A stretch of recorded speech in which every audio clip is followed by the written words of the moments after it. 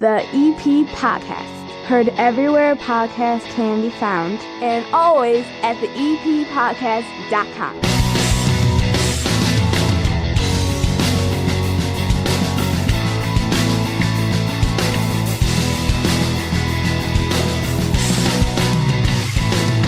This is a solid show today. I promise you that. We're going to be heading over to that new Subaru dealership that's on 95th Street, and we're going to have some fun. How do you haggle for a car? Do people still do that? What's the worst thing that can happen on a test drive? What kind of cars are people buying these days? Why can't I get one with more color? Because it seems like they're always black, white, and silver. And are things back to normal? Because remember, you couldn't get a car for a while after COVID. Plus, we'll find out why they're here in Evergreen Park and why they chose 95th Street as their new location. And by the way, there's job openings and they're looking for EP residents. Then we're going to go check out a new thing that OSF, a little company in Mary, is doing. They're building a very unique clinic, and they chose another location in Evergreen Park to put it right on the edge of EP. There is construction going on at 99th and Western. We went to the big kickoff, the press conference. I have audio of that. I've got some interviews on the scene so you can find out what this thing is. The mayor was out there. Village clerk was out there. Kind of a crowd. It was a happening. We covered it here on the EP podcast. That is coming up as well. Couple of quick shout outs. Congratulations to the Evergreen Park Mustang football team. EPCHS, after a week 1 loss, wins 51-0. Coach Ram, Jim Ramazinski, comes on the EP podcast each and every week. You'll hear him again for Football Friday on this feed. You'll see him on YouTube. That'll be a fun one to talk about, and they're getting ready for Oak Lawn this week. So congrats to the Mustangs. And also, just a special acknowledgement, another big success over at Most Holy Redeemer this past weekend. Barbecue bash going on, the big rib competition. I was lucky enough to go out there and judge some ribs. When you're judging food, and I've done this now a couple of times, the podcast network has given me the opportunity, either through the EP podcast or Southside Pod or Socks in the Basement or any of the shows that I participate in, to sometimes get called out to judge food. Like I did a pizza contest, couple of barbecue competitions. I was out in Lamont for a brisket competition, did the rib competition just this past weekend at Redeemer. Everybody thinks being a judge is fun. It's fun when you get the good stuff. Right? Like when you get like the last 2 ribs out of the 10 that we tried, everybody at the table was like, oh man, that's good. Like you heard the whole table of judges, including me. We all did that thing. We're like, oh, that was good. They're not all like that. You got to go through the good and the bad. It's easy to find the winners, trust me. But I think it's wonderful that everybody cooked out there. It's for a great cause. They raise a lot of money doing it. And it is a big party. Lots of fun had by all over at Redeemer this past weekend. We've got a bunch of other events to announce going on in the area in the coming weeks coming up on this show, and it's all brought to you by the First National Bank of Evergreen Park. The First National Bank of Evergreen Park invests in the EP community. After all, they love this area as much as you do, and their Total Access checking account gives you free ATMs nationwide and a $300 bonus with qualifying activities. Paired with their mobile banking tools and award-winning customer service, switching to a true community bank has never been easier. Start banking locally today. You know where they're at. 95th and Pulaski, that big iconic building that's been there forever. Looks like a bank. Feels like a bank when you walk in there. Everybody's really friendly. The First National Bank of Evergreen Park, member FDIC. Let's kick off the show with the big event going on 99th and Western. OSF, a little company in Mary. They come on once a month. They do special features. They talk about your health. Instead, we're going to cover something that they actually had an event. You're going to hear some snippets from the podium kind of describing this brand new clinic aimed at taking care of people 55 and over. But what you're going to notice in the clip and then in the interviews that follow, the real key here may be how they're keeping track of you.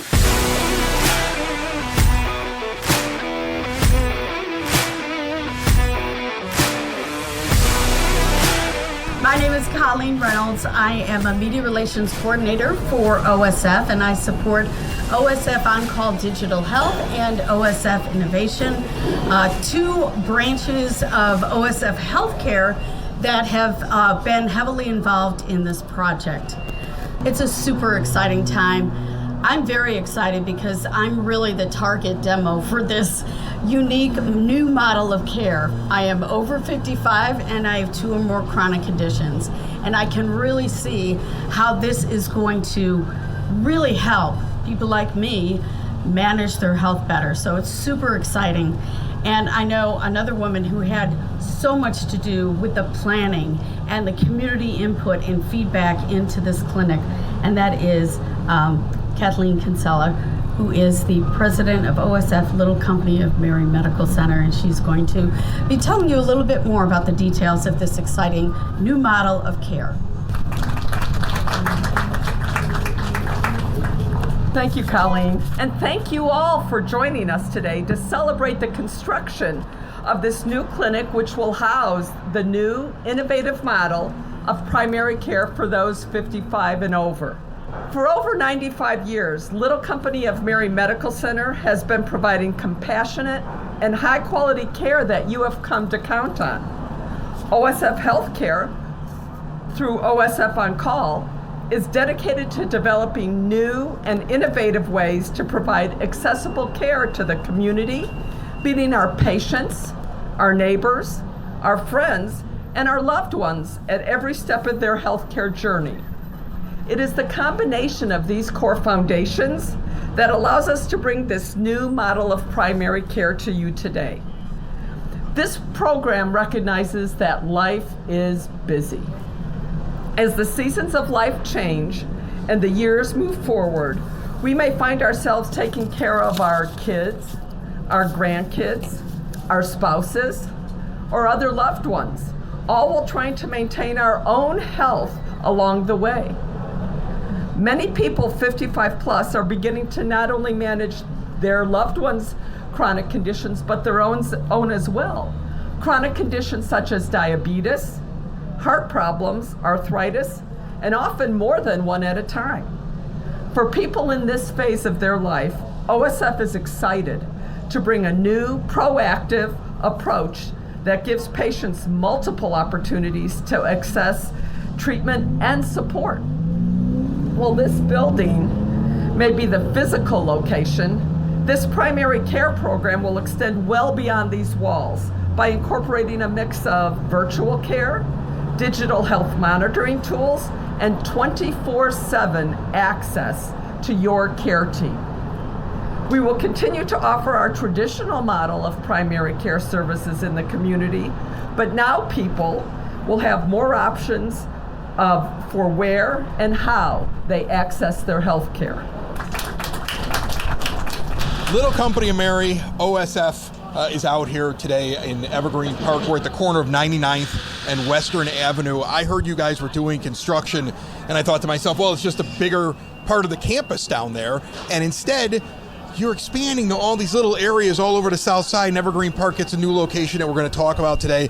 And I have the president of OSF here with me right now. Her name is Kathleen Kinsella, and then I have Kate Barth with me. VP Nursing is what I think I heard there as well. Yes. And is this your baby? It sounded like you're the president, but you kind of take the reins on this whole thing, correct? So I will be operationally responsible for this new model of care that it will be going up in Evergreen Park. And it sounds like it's for mainly 55 and older. Can you describe to me what that's all about? You're targeting a specific age range that is running into chronic illnesses and may have more than one, and they need to be constantly checked on. Yeah, so our focus, we realize that there's a growing population of 55 plus age group across the community, and we recognize that they really need a different care model. They need really to be able to choose their care options as they are aging, and they're often caring for their children, their grandchildren, sometimes their elderly parents, and they're likely still working themselves, so life is busy. So our goal is to find the care that they need and create easy to access options, whether that be virtually, whether that be through extended clinic hours, or whether that be in their home. So one of the things that I've noticed, just as somebody who's now 47 years old, I have one kid that just went off to college, so we're keeping track of where she gets her health care at the University of Illinois. I got a high school kid, I got a little guy, I got parents that are aging. pretty soon it sounds like I'll be in this group that you're looking to service. I'm noticing that it's a little different these days than it used to be when it comes to healthcare. Instead of just a general practitioner and then you go to the emergency room when something bad happens or they send you to the hospital, there are more clinics, there are more setups like these. Is this the new way of medicine, and how has this changed in the last 10 years or so? So healthcare is certainly evolving, and along the way there have been new models of care that are developed and new opportunities, such as telehealth, right? People use telehealth services today, but sometimes they're not integrated. So it's not always connected to your primary provider. Our goal through this model of care is really to integrate that into our electronic medical record system so that the primary care physician can ongoing care for that patient or the loved one across the care continuum, whether that be from the ER at the hospital to the clinic and in their home. We want it to be one seamless journey for them. So we'll have a care navigator on our team that helps to navigate those transitions so that takes that weight off of that person where they can just take care of themselves and we can give them their medical needs in their journey.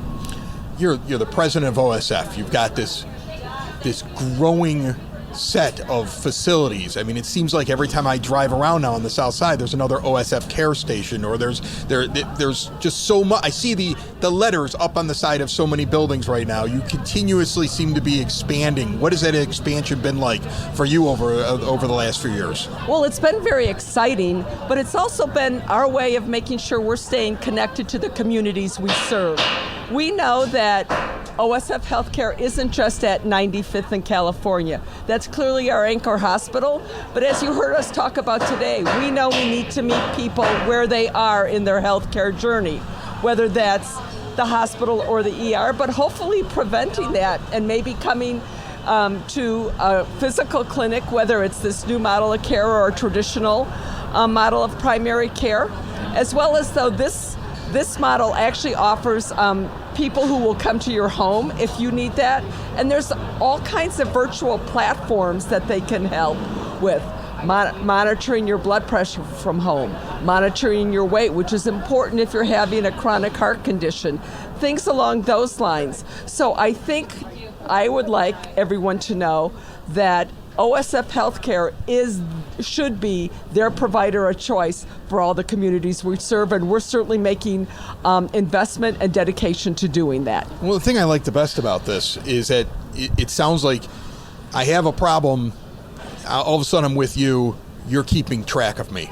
Because I'm an idiot. I don't keep track of anything that's going on with me. I mean, it's funny, but I mean, like I know what all my ailments are, but I don't remember them all the time. I had to call a doctor the other day, and I said, am I due for, and I won't get into what test it was. He was like, yo, you did that. You don't need to do that again for another 5 years. I don't remember these things. It sounds like what you guys are going to be doing is reminding people and then telling them this is the building you go to today. This is where you go and you get this done, and it's a little bit more convenient. I think one of the key components of this program is the health navigator, as Kate spoke about. A healthcare system, working in healthcare can be complex for some people. And so having someone who can help you along that way, not everyone speaks healthcare as well as others. And so it's not only having everything in one medical record, but it's having someone help you make some of those decisions or help guide you in getting things organized. Kate, did you want to speak to that? Yeah, so we know that telehealth can be challenging. Having people go to the homes to help people work through that so that they're comfortable accessing that care. Or we also know that insurance can be challenging, right? When you have medications that you have to take for a chronic condition and your insurance requires prior authorization, it's hard to know that you can't just go pick it up. So having someone on the care team that can navigate that and help talk through where it's at in that process and when you can go pick it up is really, we want to ease the way, and we want to close those care gaps for our community and those in our community to make sure that they age well and to make sure that they truly can live a fuller, happier life and be active. How soon until this facility opens up? Like, what's the target date? I don't want to pin you down and then it isn't open on time and then you're like, oh no. But I mean, like, what are we looking at here? Sure. So construction is hoping to wrap up at the end of December. They're doing it right now behind us. They are. They did not stop for this event. They're like, we're going to keep going. I don't know what you people are doing, but I got to put up a beam. Yes, so there at the start of the year, we will look to ensure that we have the right care team in place so that we can start the care in the community. That's awesome. And now, how do I know that I'm right for this place. Like, as I've said this, I've spoken with some of your doctors before, and I'm like, how do I know when I go to an urgent care instead of going to an emergency room visit or going and seeing my regular doctor? Like, how do I know when it's time to come here? So for anybody looking for a primary care provider or who may not have a provider currently that's looking to better manage their health overall, 55 plus is our target, but certainly just want to make sure that we have the care they need in the community. So if on that journey, we would love to help, and they can just reach out and we will get them engaged into the system. Awesome. Kate Barth, Kathleen Kinsella, thank you so much for joining us and for telling me a little bit about this. We're looking forward to seeing it coming in very soon at 9th and Western. Thank you. Thank you so much. Thank you. Building relationships, supporting the community, and service. These are the things that Country Financial stands for. They're more than just an office you may pass by as you drive through Evergreen Park. They're neighbors who lend a helping hand and support the fabric of your community, including charitable organizations, sports, financial education, and civic organizations. And since Country is already your neighbor, they want to get together and chat. Call your local Country Financial representative, Mike Thauer, today at 708-425-1559 to talk about the things that are important to you and how he can help you protect them.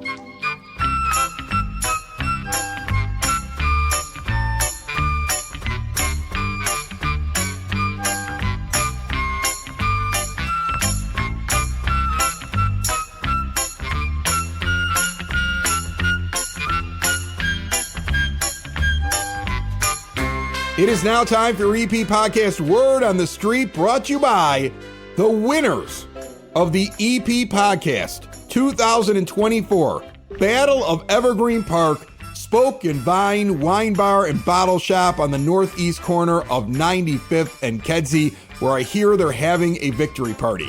I hear there might be swag that's going to get handed out at it. They are pumped that they won that contest, and they worked really hard to do it.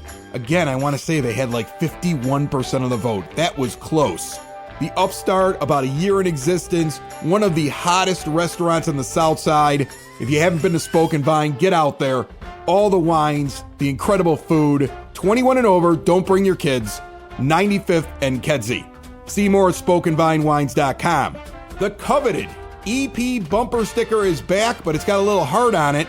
Keep the green and evergreen and spend a minimum of $40 at least 3 different types of establishments. There are listed categories at evergreenpark-ill.com. Do this anytime between now and October the 18th, then bring in the receipts to the Village Hall, bring your photo ID to prove you're from Evergreen Park, get your sticker, you can get up to 2 per household, put it on your car. I'm working towards mine. It's not going to be hard.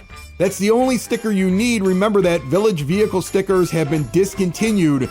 Do not worry about getting one ever again.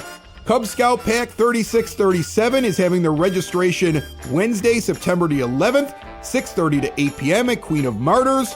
They're going to be in the gym, 3550 West 103rd Street. They were on the show within the last month, I believe. That is a growing Cub Scout pack. Get more information, contact them, cubscouts3637@gmail.com. Southwest Elementary Bulldog Booster Club is asking you to save the date. Their 11th annual Fall Fest Trivia Night is going to happen November the 8th, 7 p.m. until 11 at the EP American Legion Hall at 9701 South Kedzie Avenue in Evergreen Park.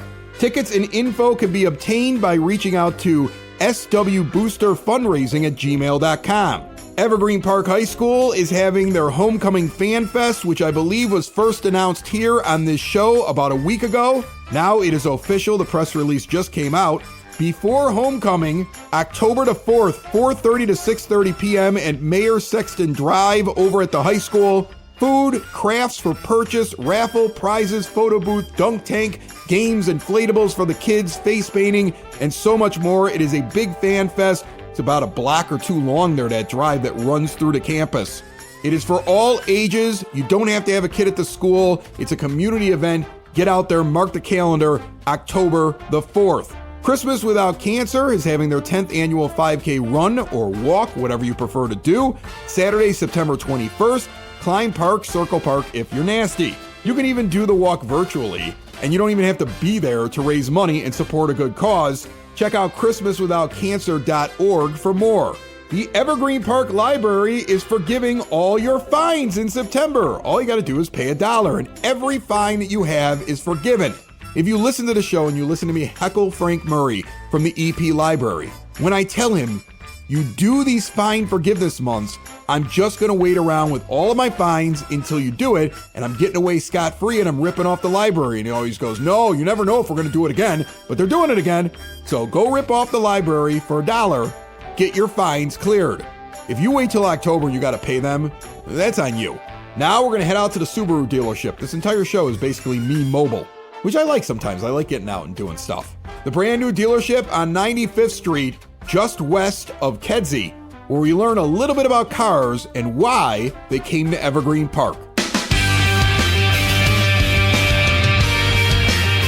The EP Podcast is at the brand new Subaru of Evergreen Park. Lou Scapolato is here with me, and first of all, I'm impressed. I've walked into car dealerships before. This thing's shiny and new, and it really stands out. How are you, Lou? I'm good. Thanks for having me. Well, thank you very much for having me. So this was something that everybody in Evergreen Park was anticipating for, I want to say, a year or so. Like from the time that you guys said that you were coming in here, this was something the mayor's office was on the EP podcast, was in newsletters saying we're getting a car dealership. Car dealerships are big for villages, especially one the size of Evergreen Park. Why did you guys make the decision to move in here? I mean, 95th Street's pretty busy, but was there an incentive to moving into Evergreen? I think the biggest part is that the owner is closely tied with the area in Beverly. So it's close to home for him, and they had done all of the surveys, and this was a spot that there was enough traffic by a stoplight, and it was just a perfect location.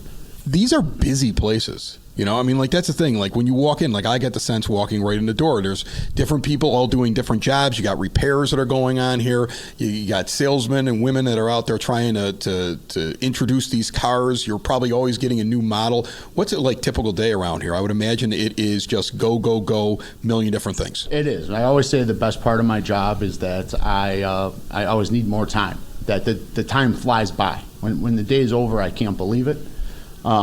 We do have 20 service bays, a full service car wash. We have a parts department and then the sales department. And we need more people in the building to be able to handle what we have going on. You're hiring. Is that what you're telling me? Hiring, you're yes, hiring. Absolutely. Would it be important to have somebody from Evergreen Park? Does it matter? Like being absolutely. close to the community when you're in this? We have people from Evergreen Park that are here now, that are in the company, and that are an asset. Absolutely, it helps. What does it take to be a car salesman? What does it take? It's not hard. You need to be could I be a car salesman? Yeah, I think I could just walk in and just be like, here's the car, this is what it does, it drives like a dream, here's the MSRP, I don't know what that means, but it seems to be the price, and then, You need to be willing to learn about the product. Right. You're a spokesman for the product, and safety, reliability, and, like the Boxer engine, there's a couple signature things that Subaru has to offer. Learn up about the product, and then help someone find what they're looking for. It's a real simple concept, Is the most nerve-wracking thing, though, the test drive? I always feel like when I test drive a car, that the sales guy gets in the car with me, and he's thinking to himself, please don't let this person be a psycho, because I'm giving him the car, and I'm sitting next to him. That would make me nervous. I don't think that we think about that anymore. I don't. I mean, I've been doing it 20 years. I just jump in the car. There has been test drives where I have politely shut the car down and said, we are done with this. That's happened like twice in 20 years. I did a test drive one time. I'll tell you this story. I did a test drive in the mountains of Wheeling, West Virginia, because I was living out there and I was looking for a car, and it was the first time, and this guy really wanted to sell me a used Trans Am, and I'm a big fan of Burt Reynolds and Smokey and the Bandit, and he kept trying to make me open it up on the curvy road, and I'm like, I'm going to go over the side of the hill here. That made me nervous. So I guess each salesperson is a little different from the next. I sold Cadillacs, and they have a V Racing series, and this guy on a rainy day decided he wanted to test the performance, and it went sideways down the street, and I thought I was done. And that was one of the times where I was like, we're done. There's nothing more to say. That's amazing. So we talk a little bit about the idea you have people from Evergreen Park working here, and you are looking to continue to staff it, so that brings more jobs here to Evergreen. But talk to me a little bit about community and being a part of Evergreen Park and what your goal is, because I envision just, it's a car dealership. I mean, they're going to sell to people outside of Evergreen, so it doesn't matter how close you are to EP, but you were kind of telling me beforehand that it does really matter to be a part of the community. It is very important to us and to Subaru of America to be part of the community. It is kind of our mission to work side by side with Evergreen Park, make this a better place to live, as well as a business that does well. But we want to give back. I mean, that's kind of Subaru's whole philosophy. The community and businesses need to work together in order to make this better and to move everything forward. And we recognize that. And being able to work with the community is extremely important to us. Being able to help the people and give back as they're helping us and doing what we need to grow and work side by side. It's extremely important. It was a little wonky there coming out of the pandemic with car dealerships, right? I mean, I remember I went looking for a car. I walked into one place and they were like, "We don't have any cars." Yeah. And I was shocked by that. And meanwhile, the place that I have one of my cars with, even though I had it all paid off and it's an old car, they were calling trying to buy it off of me. And I was like, well, I'd sell it to you, but the problem is I wouldn't be able to find another one. Is everything back to normal now? It's back to normal, yeah. Yes. This place opened up and it was like that for 2 months, which kind of gave us a little bit of an advantage just because we had the cars. We opened up, they gave us an allocation of new Subarus, so we had the cars that all the other places locally did not have. So we kind of got a nice start being able to sell cars and have a little bit of volume. Lasted about 2 months and then everything corrected and we're back to normal. Everything is good. Subaru never has the type of inventory that a Chevy dealer will have. Subaru makes enough cars for that year. They will sell out before, we will get a new 2025 in September. We'll be out of Subaru's, the Forester or whatever that model is, will be out a month before the new ones come. Really? They make them. What do you do in that in between? You play a lot of cards? You grab, we do play little cards, and you'll grab deposits from people on the inbound units you have. Yeah. So they'll be pre-sold, and that's what Subaru's looking for. They don't want to have a bunch of cars sitting over at the end of the year. They want to make what people are going to buy and run a tight ship, and that's what Subaru does very well. What are people buying? What is the trend right now that you see? Because I remember there was a point where everybody needed to have an SUV, even if they didn't need an SUV. Like everybody wanted one of those. And I'm thinking for my next car, I might go back to just a car because I got one kid off to college. I got another one that's leaving soon.